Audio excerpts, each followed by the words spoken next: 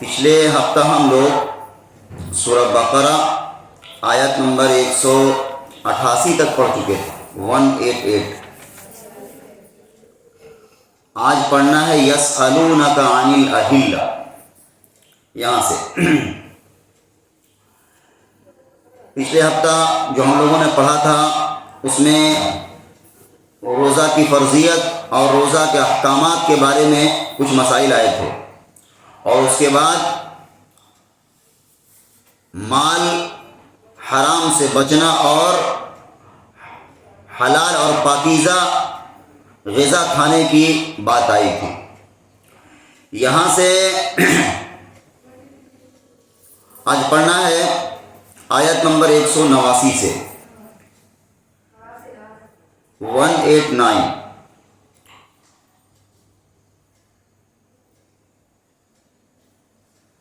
آپ صلی اللہ علیہ وسلم کو مخاطب کرتے ہوئے اللہ رب العزت نے ارشاد فرمایا یسألونک عن الاہلہ، اے نبی یہ لوگ آپ سے چاند کے گھٹتے اور بڑھتے کے حالات کے بارے میں دریافت کرتے ہیں، معلوم کرتے ہیں۔ گویا آپ صلی اللہ علیہ وسلم سے پوچھا جا رہا ہوگا چاند کے احوال کے بارے میں، تو اللہ نے کیا جواب دیا؟ پہلے تو خود اسی سوال کو دہرایا، یسألونک عن الاہلہ، اے نبی آپ سے لوگ چاند کے حالات معلوم کر رہے ہیں۔ قل ہی مواقیت للناس والحج، آپ کہہ دیجئے وہ اوقات مقررہ ہے لوگوں کے واسطے اور حج کے واسطے۔ آپ سے پوچھا جا رہا تھا چاند کے متعلق، تو اللہ نے کیا کہا؟ آپ کہہ دیجئے چاند جو ہے وہ لوگوں کے لیے ایک طرح کا کیلنڈر ہے، وہ باریک چاند ہے، جان لیجئے کہ ایک تاریخ ہے، چاند آدھا ہو گیا اس سے پتہ چلتا ہے کہ ایک ہفتہ گزر گیا، چاند پورا گول ہو گیا اس سے پتہ چلتا ہے کہ 14-15 دن گزر گئے۔ اور واقعی پرانے لوگ ابھی بھی جو ہوتے ہیں چاند کو دیکھ کر پتہ لگا لیتے ہیں اردو تاریخ کتنی ہے۔ تو چاند کے بارے میں کہا آپ کہہ دیجئے وہ لوگوں کے لیے اوقات مقررہ اوقات دیکھنے کے لیے ہے، یا مقرر اوقات کے لیے ہے چاند، اور خاص طور پر حج کے لیے۔ ظاہر سی بات ہے جب مہینے کا اور تاریخ کا پتہ نہیں ہوگا تو حج کیسے ہوگا؟ آگے فرمایا وَلَيْسَ الْبِرُّ بِأَن تَأْتُوا الْبُيُوتَ مِن ظُهُورِهَا وَلَكِنَّ الْبِرَّ مَنِ اتَّقَىٰ، اور نیکی یہ نہیں ہے کہ گھروں میں آؤ تم ان کے پیچھے کی طرف سے، اور لیکن نیکی یہ ہے جو کوئی ڈرے اللہ سے۔ بات دراصل یہ ہے حضور کے آنے سے پہلے بھی حضور آنے سے پہلے بھی مکہ میں حج ہو رہا تھا کسی نہ کسی شکل میں۔ یہ الگ سی بات ہے کہ حج کا جو رکن تھا اس کو بگاڑ دیا جائے لوگوں نے، لیکن وہ لوگ حج ادا کیا کرتے تھے، اور جب احرام باندھ کر نکل جاتے اپنے گھروں سے، اور پھر کسی ضرورت سے اگر ان کو واپس آنا پڑتا گھر، تو کیا کرتے تھے وہ لوگ مکہ والے؟ گھر کے اوپر سے پیچھے سے چڑھ کر آتے تھے، دروازہ سے داخل نہیں ہوتے، یا پھر پیچھے کسی طرح توڑ کر یا چڑھ کر پھلانگ کر آتے، اور اس بات کو سمجھتے کہ یہ نیکی ہے۔ ان کا غلط تصور بن گیا تھا، غلط ذہن، کہ اگر احرام باندھ کر چلے گئے اور کسی ضرورت سے آنا پڑے تو گھر میں دروازے سے داخل ہوں گے تو گناہ ہوگا، بلکہ پیچھے سے داخل ہوں گے چھت چڑھ کر یا پیچھے سے پھلانگ کر، اور اس کو وہ لوگ نیکی سمجھتے تھے۔ تو اسی بات کی تردید کی ہے اللہ نے کہ نیکی یہ نہیں ہے کہ گھروں میں آؤ تم پیچھے کی طرف سے، اور لیکن یہ ہے کہ جو کوئی ڈرے اللہ سے، یعنی اصل نیکی تو ہے اللہ کے حدود کو پامال کرنے سے بچنا، ڈرنا کہ اللہ نے جو حکم دیا ہے اس کو آدمی نہ توڑے، یہ ہے اصل نیکی۔ ہاں گھروں کے اوپر سے یا پیچھے سے آ جانا یہ نیکی نہیں ہے، یہ ان کا غلط تصور کو رد کر دیا ہے اللہ نے۔ آگے کہا وَآتُوا الْبُيُوتَ مِنْ أَبْوَابِهَا، اور گھروں میں آؤ دروازوں سے، کہا کوئی حرج نہیں ہے، اگر تمہیں آنا پڑے تو گیٹ سے داخل ہو، پیچھے سے کیوں داخل ہوتے ہو؟ وَاتَّقُوا اللَّهَ لَعَلَّكُمْ تُفْلِحُونَ، اور اللہ سے ڈرتے رہو تاکہ تم فلاح پا جاؤ۔ یہ بات سمجھ میں آ گئی ہوگی آیت؟ پہلے پوچھا چاند کے بارے میں، اعلان کروایا کہ چاند کے بارے میں کہہ دیجئے وہ لوگوں کے وقت دیکھنے کے لیے ہے اور حج کے ایام معلوم کرنے کے لیے. اور پھر ایک جو غلط عقیدہ وہاں پر پھیلا ہوا تھا کہ احرام باندھ کر جب حج کے لیے نکل جاتے تھے تو وہ لوگ کسی ضرورت سے اگر آنا پڑتا ان کو تو گھر پھلانگ کر آتے تھے، گیٹ سے داخل نہیں ہوتے تھے، اور یہ سمجھتے تھے کہ نیکی ہے. اللہ نے اس کو کہا یہ کوئی نیکی نہیں ہے، بلکہ اگر تم کو آنا ہے کسی ضرورت سے تو گیٹ سے آؤ، اور اگر نیکی ہے تو اللہ کے حدود کو پامال کرنے سے بچنا ہے. اللہ نے جو حکم دے دیا ہے اس کو توڑنے سے بچنا ہے، یہ ہے اصل نیکی. اور آگے کہا واتقوا اللہ، اور اللہ سے ڈرتے رہو لعلکم تفلحون، تاکہ تم فلاح پا جاؤ. لگ رہا کہ آواز ٹکرا رہی ہے، تھوڑا سا کام کر دو.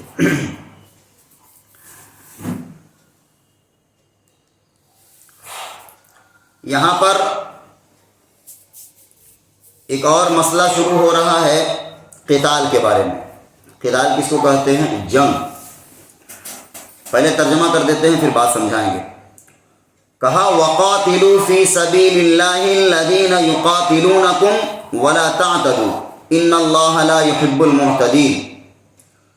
اور لڑو اللہ کی راہ میں ان لوگوں سے جو لڑتے ہیں تم سے، اور کسی پر زیادتی مت کرو، بے شک اللہ ناپسند کرتا ہے زیادتی کرنے والوں کو.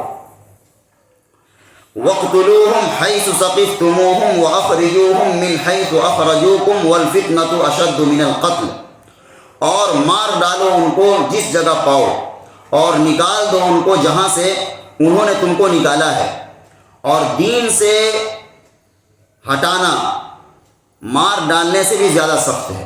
دین میں فتنہ ڈالنا مار ڈالنے سے بھی زیادہ سخت ہے. آگے کہا وَلَا تُقَاتِلُوهُمْ عِنْدَ الْمَسْجِدِ الْحَرَامِ حَتَّى يُقَاتِلُوكُمْ فِيهِ.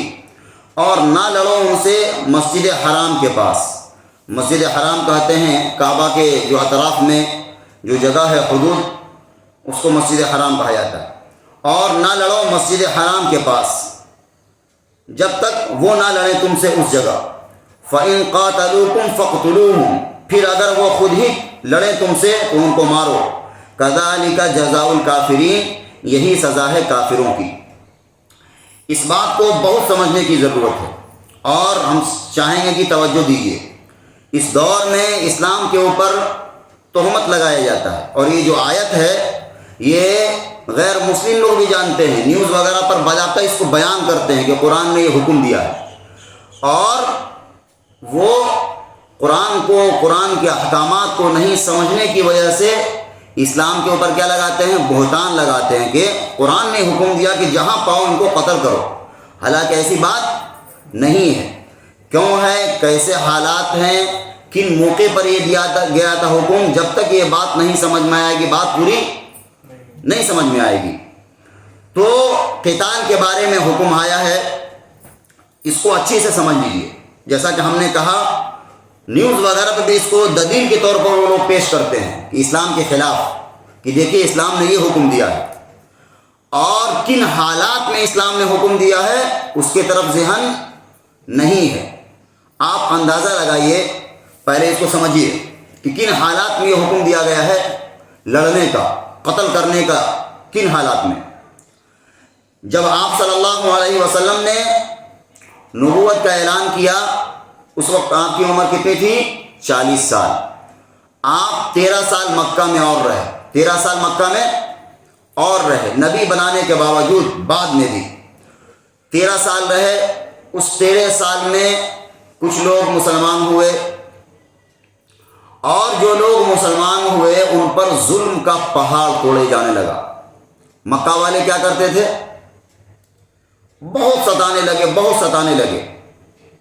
بلکہ تاریخ اگر پڑھیے گا، حضرت بلال کے بارے میں آتا ہے. حضرت بلال مؤذن رسول ہیں، سب سے پہلے اذان دینے والے ہیں، وہ مؤذن رسول کہلاتے ہیں حضرت بلال.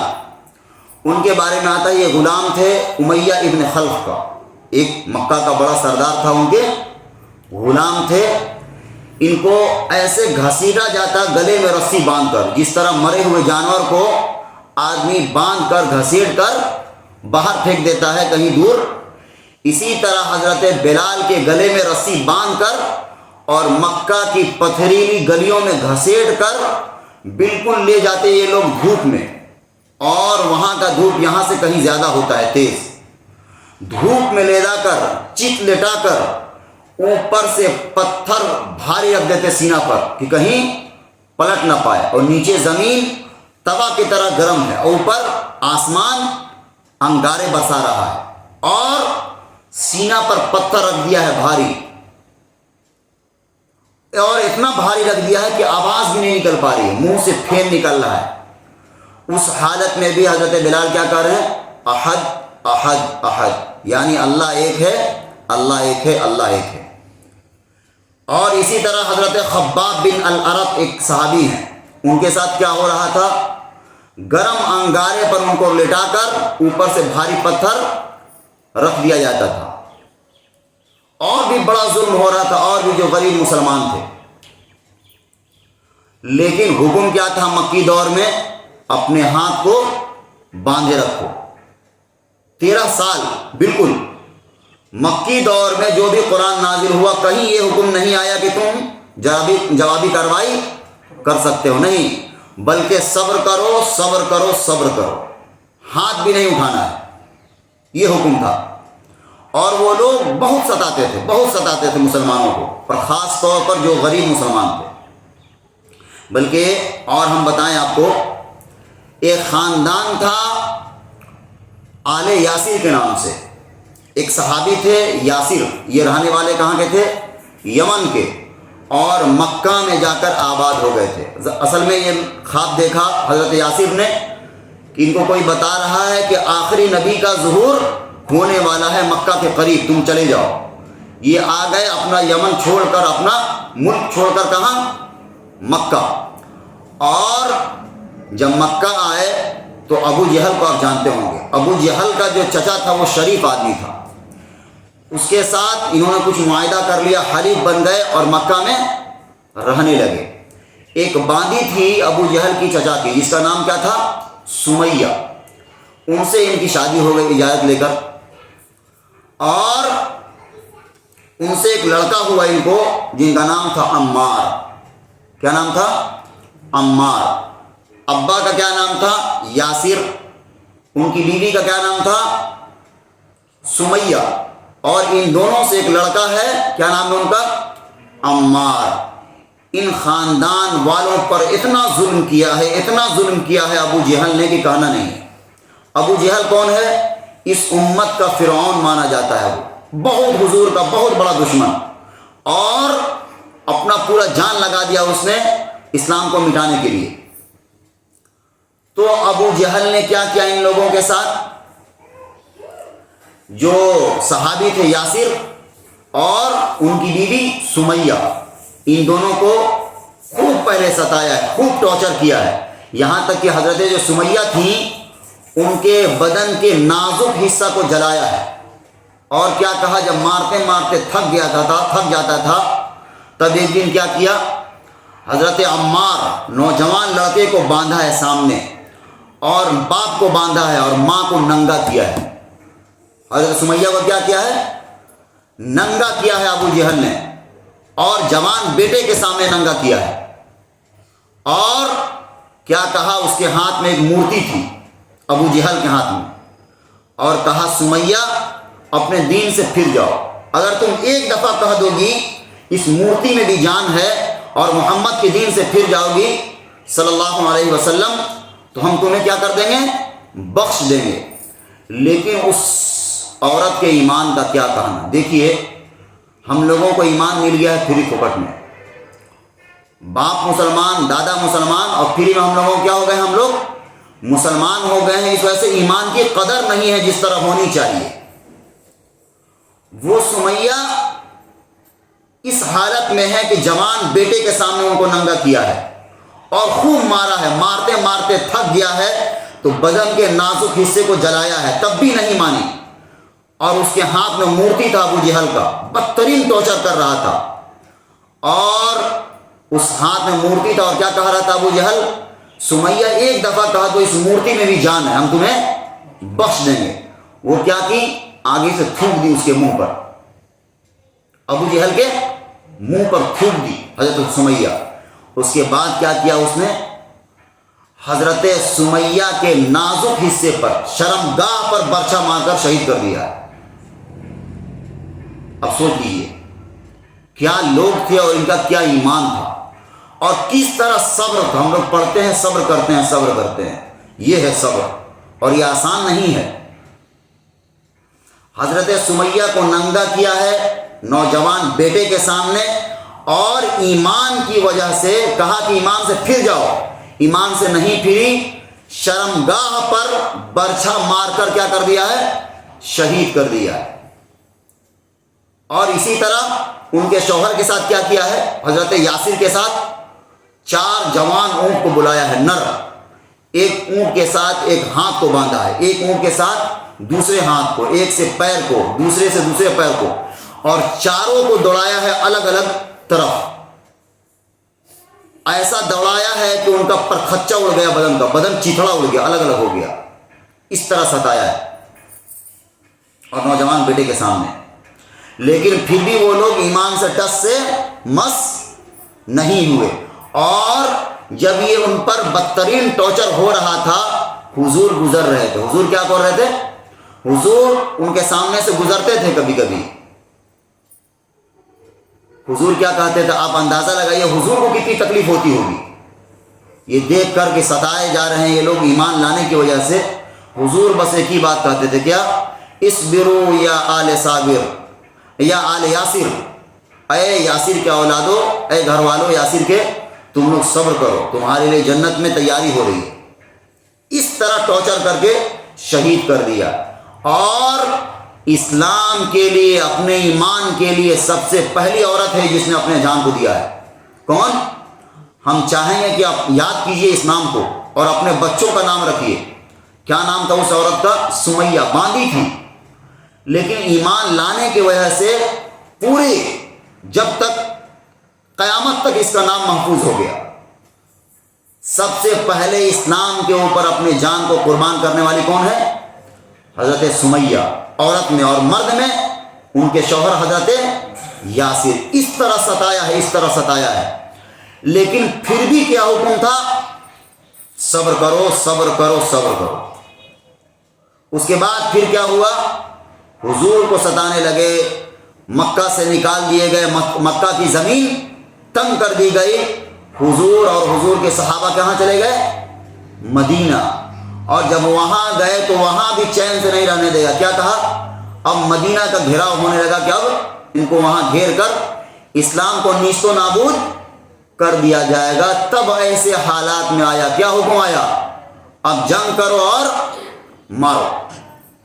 اب دنیا کا کوئی بھی عقل مند آدمی یہ کیسے فیصلہ کر سکتا ہے کہ اسلام نے غلط حکم دیا ہے، کن حالات میں دیا ہے اور کس وجہ سے دیا ہے؟ اس کو سمجھنے کی ضرورت ہے، جو ہم نے سمجھایا آپ کو۔ اتنا ستانے کے باوجود مکہ کی زمین تنگ کر دی گئی، ان پر، ان کے گھروں سے نکال دیا گیا، سارا سامان چھین لیا گیا۔ اتنے ستانے کے باوجود جب مدینہ میں آ گئے تب یہ حکم نازل ہوا، کیا؟ اب قتال کرو، اللہ کے راستے میں کیا کرو؟ جہاد کرو۔ تو ہم نے ترجمہ کر دیا ہے، بات سمجھ میں آ گئی ہوگی، پھر سمجھا دیتے ہیں ترجمہ کر کے۔ وَقَاتِلُوا فِي سَبِيلِ اللَّهِ الَّذِينَ يُقَاتِلُونَكُمْ وَلَا تَعْتَدُوا، اور لڑو اللہ کی راہ میں ان لوگوں سے جو لڑتے ہیں تم سے، اور کسی پر زیادتی مت کرو۔ دیکھیے کیا کہا، جو تم سے لڑ رہے ہیں ان سے کیا کرو؟ تم بھی لڑو، اور کسی پر زیادتی مت کرو۔ زیادتی کا کیا مطلب؟ جنگ کے حالت میں بھی بچوں کو قتل نہیں کیا جائے گا، اسی طرح عورتوں کو قتل نہیں کیا جائے گا، بوڑھوں کو قتل نہیں کیا جائے گا۔ یہ اسلامی قانون ہے۔ جنگ کے دوران، جو جنگ کے اندر قانون ہوتا ہے، ڈسپلین، جو لڑنے آئے گا اس کو مارا جائے گا۔ عورت قتل نہیں کی جائے گی، عورت پر ہاتھ اٹھانا جائز نہیں۔ ہاں، اگر عورت ہی جنگ میں شریک ہو اور وہی ماسٹر مائنڈ ہو تو سب سے پہلے اسی کو نپٹایا جائے گا۔ ایسا نہیں ہے کہ عورت ہے تو چھوٹ ہے۔ عورت کب چھوٹ ہے؟ جب وہ باہر ہے، اپنا گھر دوار میں ہے، تب۔ اگر وہ جنگ میں شریک ہے اور جنگ کی ماسٹر مائنڈ وہی ہے تو پہلے اسی کو نپٹایا جائے گا۔ تو بہرحال عام حکم کیا ہے؟ عورت کے اوپر تلوار نہیں اٹھانا ہے، اسی طرح بچوں کو قتل نہیں کرنا ہے، بوڑھے جو جنگ سے باہر ہیں ان کو قتل نہیں کرنا ہے، یہ سارا قانون ہے۔ تو ان کو کہا اللہ کے راستے میں لڑو جو تم سے لڑتے ہیں، اور زیادتی مت کرو، ان اللہ لا يحب المعتدین، اللہ پسند نہیں کرتا ہے زیادتی کرنے والوں کو۔ آگے کہا وَاقْتُلُوهُمْ حَيْثُ ثَقِفْتُمُوهُمْ وَأَخْرِجُوهُمْ مِنْ حَيْثُ أَخْرَجُوكُمْ وَالْفِتْنَةُ أَشَدُّ مِنَ الْقَتْلِ، اور مار ڈالو ان کو جس جگہ پاؤ، اور نکال دو ان کو جہاں سے انہوں نے تم کو نکالا ہے، اور دین سے دور کر دینا، ہٹا دینا، دین میں فتنہ ڈال دینا، یہ قتل کرنے سے بھی زیادہ کیا ہے؟ سخت ہے۔ دین میں خرابی کر دینا، دین میں فساد مچا دینا، اللہ نے کہا یہ قتل کرنے سے بھی زیادہ گڑبڑ بات ہے۔ اور آگے کہا وَلَا تُقَاتِلُوهُمْ عِنْدَ الْمَسْجِدِ الْحَرَامِ حَتَّى يُقَاتِلُوكُمْ فِيهِ، اور نہ لڑو ان سے مسجد حرام کے پاس جب تک وہ نہ لڑیں تم سے اس جگہ۔ دیکھیے کعبہ کے جو اطراف میں جو مسجد ہے وہ کیا کہلاتا ہے؟ مسجد حرام۔ وہاں پر لڑنا جھگڑنا، وہاں پر قتل و قتال کرنا منع ہے، لیکن اللہ نے کیا کہا؟ اگر وہی تم سے لڑے تو کیا کرو؟ تم بھی ان کو مارو۔ ایسا نہیں ہے کہ مسجد حرام ہے تو اس کی حرمت کی وجہ سے تو وہ تم کو قتل کرنا چاہیں، تم بھی اپنا جان سرنڈر کر دو، ایسا نہیں ہے۔ اگر وہاں وہ لوگ لڑنا چاہیں تو تم جوابی کارروائی کر سکتے ہو۔ فَإِن قَاتَلُوكُمْ فَاقْتُلُوهُمْ، پھر اگر وہ خود ہی لڑیں تم سے تم کو مار ڈالو۔ كَذَلِكَ جَزَاءُ الْكَافِرِينَ، اور یہی بدلہ ہے کافروں کا، انکار کرنے والوں کا۔ آگے کہا فَإِنِ انْتَهَوْا فَإِنَّ اللَّهَ غَفُورٌ رَحِيمٌ، پھر اگر وہ باز آ جائیں تو بے شک اللہ بخشنے والا مہربان ہے۔ اللہ کون ہے؟ اگر وہ ان خرابی سے باز آ جائیں تو اللہ کیا ہے؟ بخشنے والا، نہایت مہربان ہے۔ آگے کہا وَقَاتِلُوهُمْ حَتَّى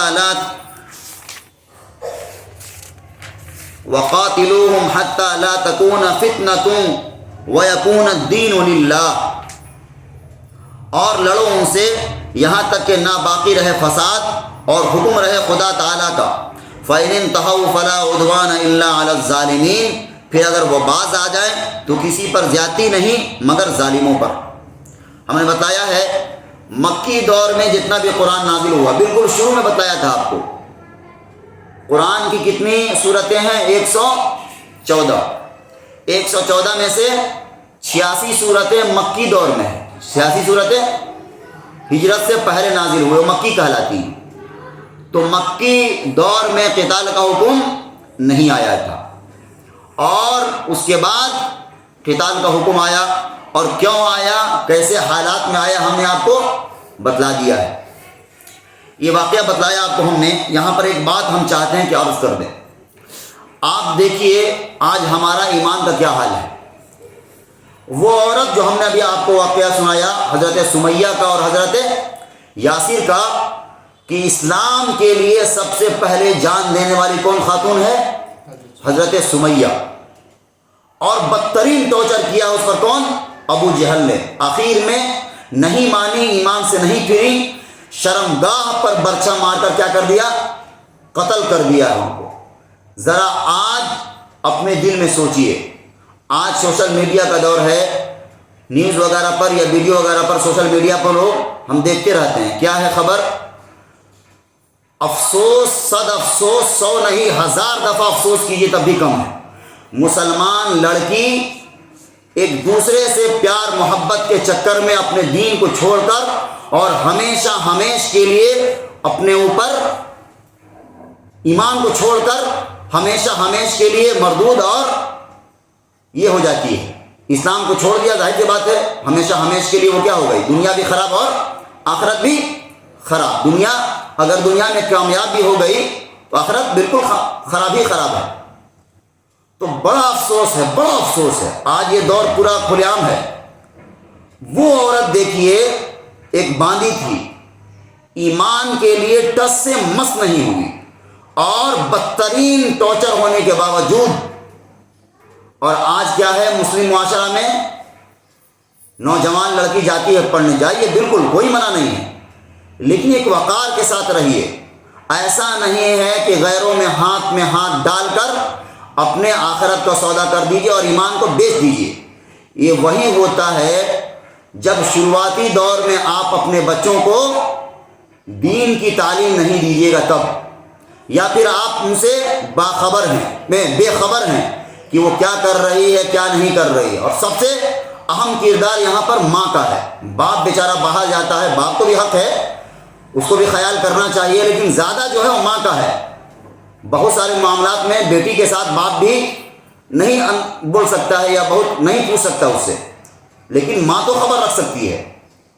تو ہم یہ کہنا چاہیں گے بڑی خراب دور ہے, اور خاص طور پر ہندوؤں کی جو تنظیم ہے, بہت ساری تنظیم ہے, ان کا مقصد یہی ہے کہ مسلمانوں کی لڑکیوں کو خراب کر کے ان کی زندگی تباہ کر دیا جائے اور ان کو ان حالت میں چھوڑ دیا جائے. آپ اشارہ کر رہے ہوں کیا ہے ان کا اسکیم,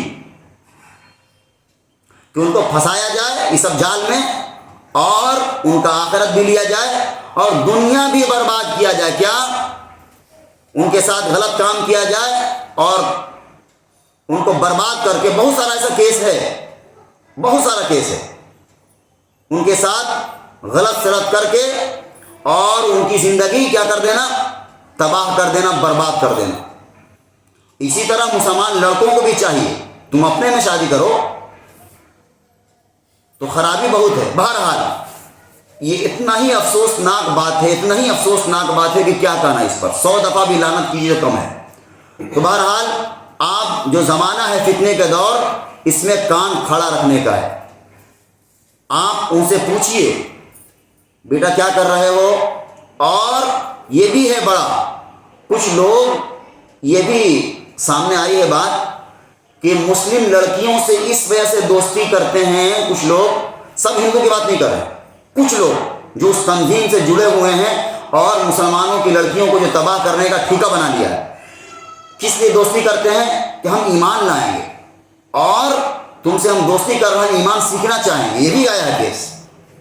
اور ان کے بعد ایمان لانے کے بہانے اور بیچاری لڑکی سوچتی ہے کہ ہاں سیکھ لے گا کچھ, ایمان کے قریب ہو رہا, اسلام کے قریب, اس کے بعد دوستی کرتے کرتے اس کو وہاں تک پہنچا دیتا ہے کہ خود کا ایمان لائے گا, اس کی بھی زندگی اور آخرت تباہ اور برباد کر دیتا ہے. تو بہرحال بڑی افسوس کی بات ہے, بہت, جتنا دفعہ 100 دفعہ بھی افسوس کیا جائے 1000 دفعہ کم ہے. تو ہم یہ عرض کر رہے تھے, ایک وہ عورت تھی جو اپنی جان کی قربان کر دی لیکن ایمان کا سودا نہیں ہے. آج ہمارے اندر ایمان کی قیمت نہیں ہے, اس وجہ سے کہ ہم لوگوں کو وراثت میں مل گیا ہے, باپ دادا سے ایمان مل گیا ہے, اس کی قدر جس طرح ہونی چاہیے نہیں. بہرحال اللہ تعالیٰ سے دعا ہے کہ اللہ تعالیٰ ہماری اولاد کو, ہماری بچیوں کو, ہماری آئندہ آنے والی نسلوں کو ان تمام فتنوں سے محفوظ رکھے. آگے کہا الشہر الحرام بالشہر الحرام والحرمات قصاص, اور حرمت والا مہینہ بدلہ ہے حرمت والے مہینے کے. اور حرمت والا سمجھ لیجیے 4 مہینہ حرمت والا ہے. 4 مہینہ کیا ہے, حرمت والا ہے. عربی مہینہ شاید آپ کو شاید یاد نہ ہو, عربی مہینہ شروع ہوتا ہے کس سے, محرم سے شروع ہوتا ہے اور ذی الحجہ پر ختم ہوتا ہے. محرم, صفر, ربیع الاول, ربیع الثانی, جمادی الاول, جمادی الثانی, رجب, شعبان, رمضان, شوال, ذی القعدہ اور ذی الحجہ. 1 تاریخ کو عید ہوتی ہے, جو رمضان کے بعد جو مہینہ کون آتا ہے, شوال. 1 تاریخ کو کیا ہوتی ہے, عید. شوال کے جو بعد مہینہ آتا ہے ذی القعدہ ہے, ذی الحجہ ہے, اور محرم سے تو سال شروع ہو جاتا ہے. 3 مہینہ لگاتار ہیں, کیا ہے, اشہر حرم کہلاتے ہیں. اور 1 مہینہ رجب کا.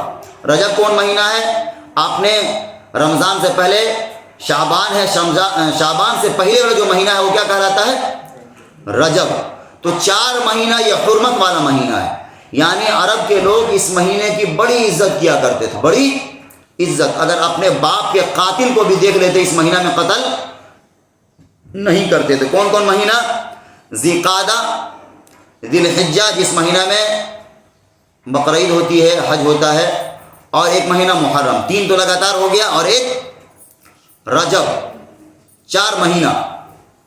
یہ مہینہ بڑا عظمت والا تھا، اس کو اشہر حرم کہا جاتا تھا، اس میں قتل و قتال نہیں ہوتا تھا، بہت کچھ.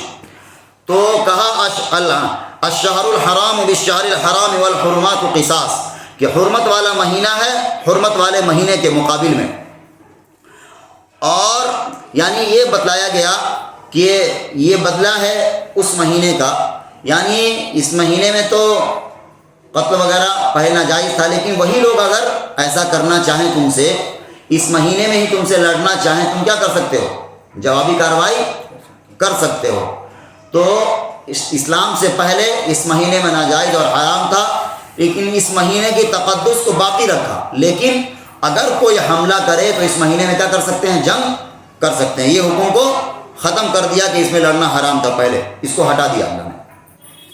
آگے کہا فَمَنِ اعْتَدَىٰ عَلَيْكُمْ فَاعْتَدُوا عَلَيْهِ بِمِثْلِ مَا اعْتَدَىٰ عَلَيْكُمْ، پھر جس نے تم پر زیادتی کی تم اس پر زیادتی کرو جیسی اس نے زیادتی کی ہے تم پر. وَاتَّقُوا اللَّهَ، اور اللہ سے ڈرتے رہو. وَاعْلَمُوا أَنَّ اللَّهَ مَعَ الْمُتَّقِينَ، اور جان لو کہ اللہ پرہیزگاروں کے ساتھ ہے. وہی بات ہے جو ہم نے سمجھایا. 4 مہینہ میں کیا تھا؟ قتل و قتال حرام تھا اور منع تھا. اور اتنا یہ لوگ عرب کے لوگ اس مہینے کی عزت کرتے تھے کہ اپنے باپ کے قاتل کو بھی دیکھ لیتے تب بھی بدلہ نہیں لیتے تھے. تو اسی مہینے کے بارے میں اللہ نے کہا کون کون مہینہ؟ رجب اور ذی-قعدہ، ذی الحجہ اور محرم. کہا یہ مہینہ تو ٹھیک ہے حرمت والا ہے، لیکن اگر سامنے ہی والا تم پر کارروائی کرے اور جنگ کرے تو تم بھی ان پر کیا کر سکتے ہو؟ جوابی کارروائی کر سکتے ہو. اور واتقوا اللہ، اللہ سے ڈرتے رہو اور جان لو کہ اللہ پرہیزگاروں کے ساتھ ہے.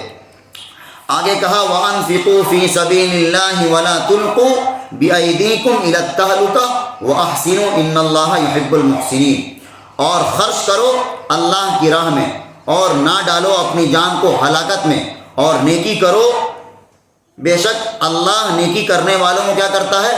پسند کرتا ہے، دوست رکھتا ہے نیکی کرنے والوں کو.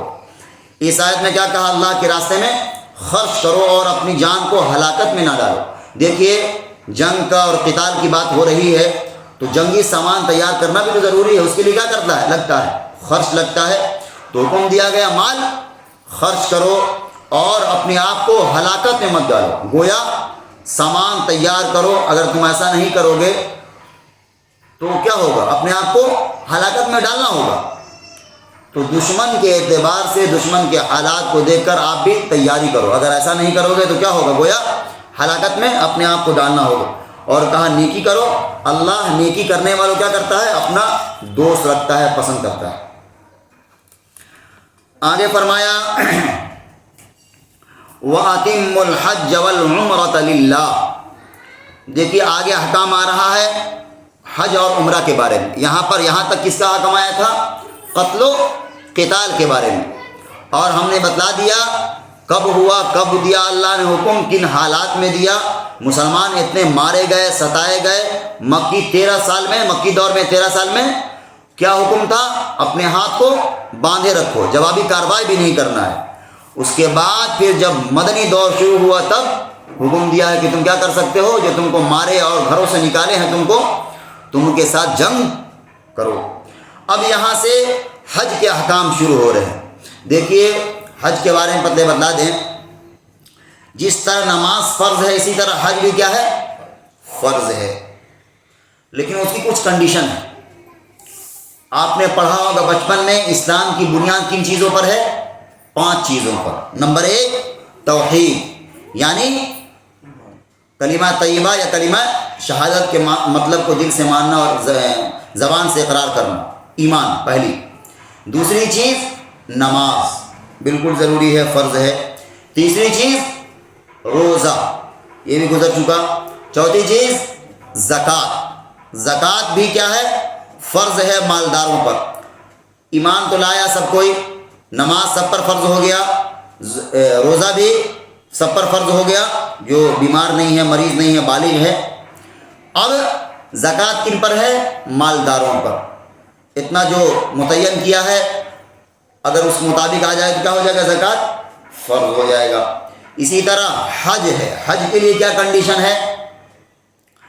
حج فرض ہو جاتا ہے بالکل اگر کسی کے پاس اتنا روپیہ اور پیسہ ہے کہ وہ کعبۃ اللہ جا سکتا ہے، وہاں رہ سکتا ہے، رہنے کا کھانے کا پیسہ خرچ برداشت کر سکتا ہے، جا کر آ سکتا ہے، اور پیچھے گھر والوں کو جن کو چھوڑ کر جائے گا، مثال کے طور پر بال ہیں، بچہ ہیں، یا جو بھی اور بھی جو اس کے انڈر میں ہیں، جن کا خرچ وہ برداشت کرتا ہے، اس کے پاس اتنا مال ہے کہ ان کو دے کر جائے، تب کیا ہو جائے گا؟ حج فرض ہو جائے گا۔ پھر سے بتلا دیتے ہیں، کسی آدمی کے اوپر اتنا مال ہے کہ کعبہ مسجد حرام تک جا کر آ سکتا ہے، وہاں رہنے کا خرچ برداشت کر سکتا ہے، اور جن لوگوں کو چھوڑ کر جائے گا، مثال کے طور پر بال بچوں کو، ان کا خرچ بھی دے سکتا ہے۔ یہ دیکھیں شامل ہے،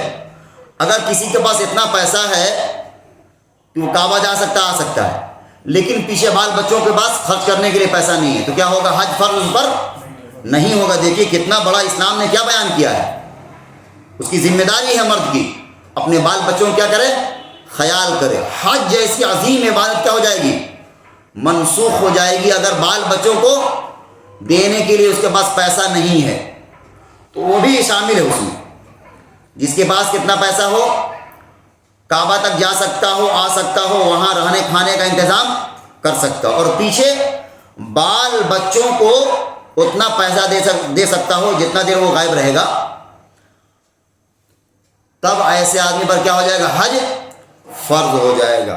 اور حج فرض ہو جائے گا مطلب، فرض مطلب قرض ہے، فرض مطلب قرض ہے۔ اور ہمارے ہاں کیا چلن ہے، جب سارا کام کر لیں گے، بوڑھا ہو جائیں گے، ہر چیز سے جب فارغ ہو جائیں گے اور بالکل مرنے کے قریب ہو جائیں گے، تب حج کا پلان بنائیں گے۔ ہندوستان اور پاکستان کے ساتھ یہی ہے، ہندوستانی پاکستانی لوگوں کے ساتھ یہی مسئلہ ہے۔ سارا کام کر کے سب کچھ بچ بچا کے جب سارا چیز ہو جائے گا، تب کیا ہو جائے گا؟ حج کے لیے چلیں گے۔ اور باہر ملکوں میں کیا ہے، انڈونیشیا، ملیشیا وغیرہ میں نوجوان جن کے پاس اتنا پیسہ ہو گیا، تو بہرحال ہم یہ بتانا چاہ رہے تھے کہ حج کے فرض ہونے کی شرط کیا ہے؟ اتنا پیسہ کا آ جانا، بلکہ حج فرض ہونے کے لیے شرط نہیں ہے کہ سارا کام سے جب فارغ ہو جائیں گے، اطمینان سے بوڑھے ہو جائیں گے، تب حج فرض ہوگا، ایسا نہیں۔ اور حج فرض ہے، اگر کوئی آدمی اتنا مالدار تھا اور بغیر حج کیے مر گیا، تو ایک بہت بڑی عبادت اس سے کیا ہو گئی؟ رہ گئی، اس کو گناہ ملے گا۔ اس کو اس کے ذمے ہے کہ وہ مرتے مرتے کیا کرے؟ حج بدل کرنے کا وصیت کر جائے، اس کے اوپر ضروری ہے۔ مثال کے طور پر ایک آدمی بہت مالدار ہے، اب اس کو زندگی میں حج کرنے کا موقع نہیں ملا، پیسہ تو اس کے پاس تھا اور حج فرض ہو گیا تھا، لیکن اب کیا ہو گیا؟ جب موقع ملا تو زندگی میں موقع نہیں دیا، موت قریب آ گئی۔ اب اس کے ذمے ہے کیا؟ یہ وصیت کرنا کہ میرے مال سے حج کروا دینا کسی کو حج بدل، تب کہیں جا کر اس کو چھٹکارا ملے گا، ورنہ کیا ہے؟ ایک فرض بالکل چھوٹ رہا ہے، اور فرض کیا ہے؟ بالکل قرض کے جیسا ہے۔ ہمارے یہاں بے احتیاطی ہوتی ہے، اس وجہ سے ہم نے یہ چیز کو کیا کر دیا؟ ذکر کر دیا۔ بہرحال جن پر حج فرض ہے تو فرض ہے، جس طرح نماز فرض ہے اس طرح کیا ہے؟ حج فرض ہو گیا۔ آگے فرماتے ہیں وَأَتِمُّ الْحَجَّ وَالْعُمْرَةَ لِلَّهِ، لیکن بڑی آیت ہے، اگر اس کو پڑھیں گے تو وقت ختم ہو جائے گا ترنت۔